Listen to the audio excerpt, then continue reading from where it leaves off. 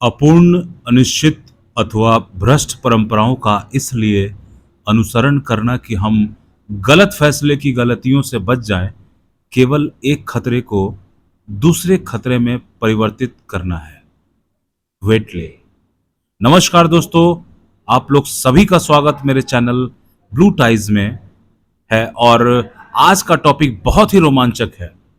अगर आप दूसरे ग्रहों या दूसरे ग्रह पे जीवन, एलियन, यूएफओज इत्यादि में इंटरेस्ट रखते हैं तो आपका आज का वीडियो आपका आपका पसंदीदा विषय होने वाला है।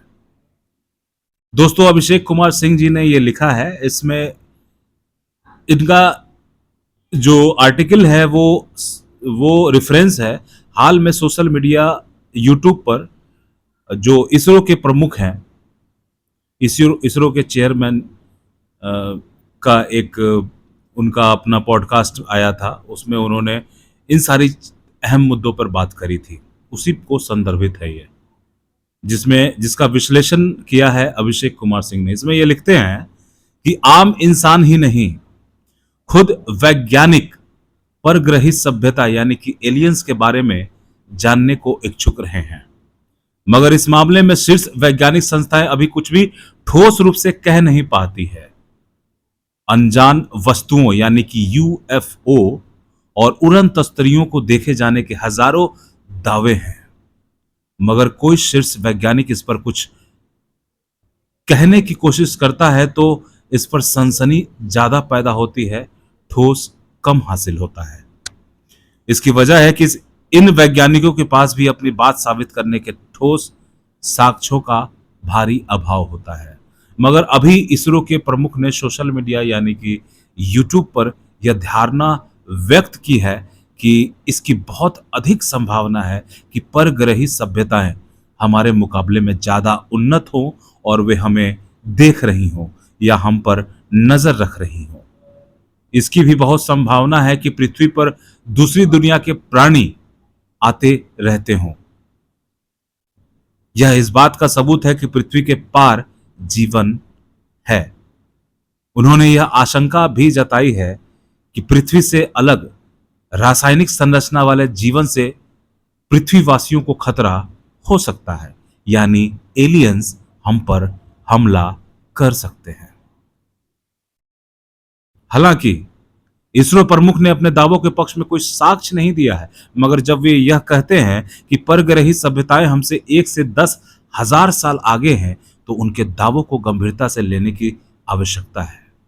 उनके इस दावे का आधार यह है कि हम पृथ्वीवासी अभी अपनी प्राकृतिक उपग्रह चंद्रमा से बाहर अपने कदमों की छाप नहीं छोड़ सके हैं, लेकिन एलियंस हमसे कई गुना ज्यादा उन्नत होने के कारण ब्रह्मांड में दूर दूर तक आने जाने में सक्षमता रखते हैं। इन एलियन से अगर हम इंसान कोई संपर्क या संवाद नहीं कर पा रहे हैं तो यह कमी हमारी समझ, ज्ञान और नवाचार की है, क्योंकि इसकी अत्यधिक संभावना है कि एलियंस अपने तरीके से हमसे लगातार संपर्क और संवाद की कोशिश कर रहे होंगे, लेकिन हम अपनी सीमाओं के कारण उनसे संवाद नहीं कर पा रहे हैं। माना जाता है कि धरती पर रहने वाले मानव समुदाय का जब कभी परग्रही प्राणियों से पहली बार आमना सामना होगा तो इसकी संभावना सबसे ज्यादा है कि हमें जीवन के उन रूपों का पता चलेगा जो पृथ्वी की जैविक संरचनाओं से बिल्कुल अलग होंगे। यह भी हो सकता है कि तब हमें एलियंस कहलाने वाले परग्रही सभ्यताओं का कुल रवैया दोस्ती भरा लगे और जिस अनजान खतरे का अंदाजा सदियों से हम इंसान लगाते रहे हैं वे सारे अनुमान एक झटके में उलट जाएं। पर ऐसा होने तक मानव सभ्यता एलियंस और अनजान आकाशीय वस्तुओं यानी कि यूएफओ को अपने लिए खतरा मानती रह सकती है। इस कड़ी में एक चिंता कुछ महीने पहले जापान ने व्यक्त की थी। वहां सांसदों के एक बड़े समूह ने जून 2024 में उड़न तस्तरियों यानी कि अनआइडेंटिफाइड फ्लाइंग ऑब्जेक्ट यानी कि यूएफओ को देश की सुरक्षा के लिए खतरा बताया था। जापान की राजनीतिक नेतृत्व की चिंता है कि जिस तरह दुनिया में ड्रोन तकनीक का इजाफा हुआ है, मुमकिन है कि ड्रोन की शक्ल में यूएफओ या यूएफओ की शक्ल में ड्रोन राष्ट्रीय सुरक्षा के लिए नया खतरा पैदा करते हैं। इसलिए जरूरी है कि यूएफओ कहलाने वाली वस्तुओं की गहन जांच की जाए, उनकी सत्यता का पता लगाया जाए। कुछ समय पहले अमेरिका में भी यूएफओ और एलियंस को लेकर नए सिरे से काफी कुछ कहा सुना गया है।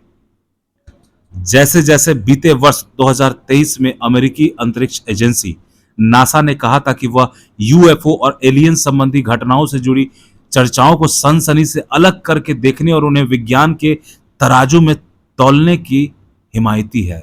अमेरिकी सरकार ने इन्हीं पहलकदमियों के बीच उड़न तस्करियों की जांच के लिए एक विशेष समिति का गठन भी किया था। समिति के सामने यूएफओ देखे जाने के 510 घटनाओं का ब्यौरा जांच के लिए रखा गया, जिनमें से ज्यादातर को आकाश में उड़ने वाले बड़े गुब्बारों से जोड़ा जाता है। इन गुब्बारों को पड़ोसी मुल्कों के जासूसी उपकरण माना जाता है। इन गुब्बारों में जासूसी वाला कौन हो सकता है, लेकिन जरूरी नहीं है कि यूएफओ से जुड़ने वाली हर घटना के पीछे कोई जासूसी संबंधी मामला हो ही।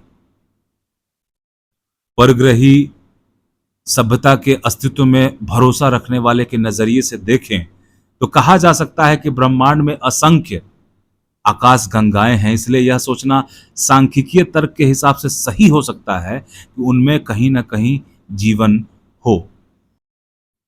हालांकि पिछले कई दशकों से दुनिया भर के वैज्ञानिकों ने इससे जुड़े रहस्यों का जो जवाब खोजा था वह यही है कि ब्रह्मांड में इंसान अकेला है। मगर इस उत्तर को मुकम्मल न मानने की एक वजह यह है कि दूसरी दुनिया की खोज के काम में ब्रह्मांडीय दूरियों के अलावा तकनीकी सीमाएं रही हैं। दुनिया के पास न तो बेहद ताकतवर टेलीस्कोप थे, न ही वैसे सिग्नल पकड़ने वाले यंत्र जो अंतरिक्ष से आने वाली हर सूक्ष्म आहट को एक अलग प्रकार के जीवन की तरफ से संवाद की कोशिश के रूप में दर्ज कर सके। दूसरी बड़ी खामी इन सभ्यताओं में पकड़े रहने की रही है। दूसरी बड़ी खामी इन मान्यता में जकड़े रहने की है कि दूसरी दुनिया में भी हमारी पृथ्वी जैसी होगी और उस पर इंसान जैसे जीव ही बसते होंगे। नासा ने कहा है कि अब यह आधुनिक तकनीक और आर्टिफिशियल इंटेलिजेंस की मदद से यूएपी यानी कि अनआइडेंटिफाइड एनोमलस फेनोमेना की जांच करेगी। नासा के मुताबिक इससे यह साफ हो सकेगा कि जो चीजें हमारे सौर मंडल से गुजरकर पृथ्वी तक आई हैं उनके पीछे असल में कौन है। ऐसा क्यों है कि परग्रही सभ्यता और यूएफओ के बारे में कोई ठोस नतीजा नहीं निकल पा रहा है। इसका एक समझदार जवाब वर्ष 2016 में शोध जर्नल एस्ट्रोबायोलॉजी में प्रकाशित हुआ था। इसमें अंतरिक्ष वैज्ञानिक आदित्य चोपड़ा और चार्ली लाइन वीवर ने यह निष्कर्ष दिया था कि पृथ्वी से पड़े अन्य ग्रहों पर जीवन के लायक हालात ही नहीं है।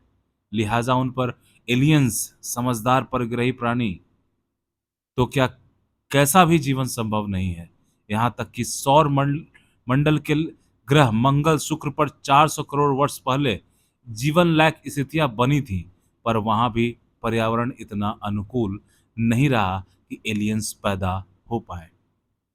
मगर हमारा इंटरनेट सौर मंडल को पार कर पृथ्वी तक आने वाली उड़न तस्तरियों या अजीबोगरीब किस्म के यानों की जिन वीडियो फुटेज से भरा पड़ा है उसके बारे में दावा किया जाता है कि तकनीकी खामियों के कारण यह समस्या हमारी है और हम अरबों खरबों प्रकाश दूर से आने वाले इन संकेतों को पकड़ और समझ नहीं पा रहे हैं।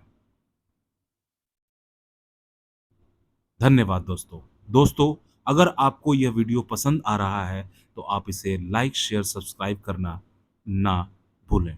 साथ ही आप कमेंट कर कर ये बताएं कि आपका इस बारे में क्या विचार है।